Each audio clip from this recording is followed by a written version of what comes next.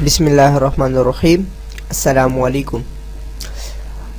इन page में हमारा अगला टॉपिक है कि टेबल का इस्तेमाल, यानी उर्दू इन पेज में हम टेबल किस तरीके से तैयार कर सकते हैं। आइए देखते हैं।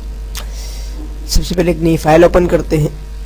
फाइल में जाके न्यू या फिर कंट्रोल N शॉर्टकट ओके करेंगे इसे हम।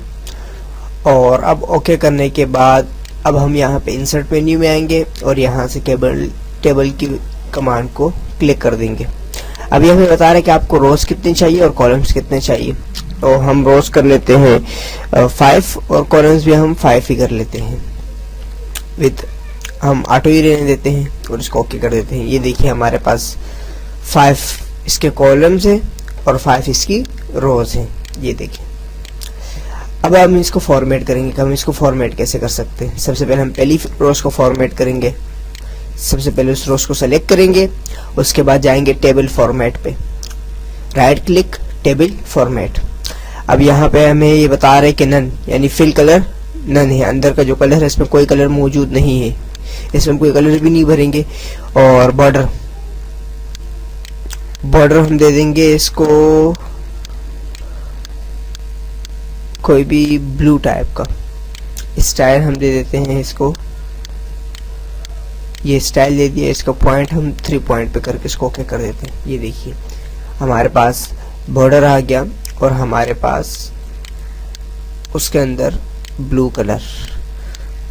इसके ब्लू कलर को हम चेंज करके ब्लैक कर देते हैं और ओके करवा देते हैं। एक बात याद रखिए कि जो ये वाली लाइनें हैं, ये लाइनें आपके प्रिंट आउट में नहीं आएंगी और जिनको हमने बॉर्डर दिया है वो सिर्फ और सिर्फ प्रिंट आउट में आएंगे।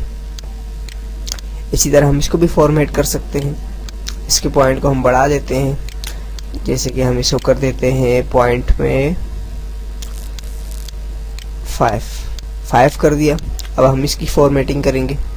इसकी फॉर्मेट करने के लिए हम क्या करेंगे कि इसको सबसे पहले सेलेक्ट करेंगे, राइट क्लिक टेबल फॉर्मेट और इसको नॉर्मल सा फॉर्मेट देकर 1 पॉइंट पे रख लेंगे और ब्लैक ही रहने देते हैं, ओके करेंगे। ये देखिए अब ये तमाम भी हमारे पास प्रिंट आउट में आएंगे। और इसको हम छोटा बड़ा भी कर सकते हैं, जैसे कि नंबर शुमार, तारीख, मजमून और इसी तरह हमारे पास डेट, सफ़ा नंबर और दस्तखत।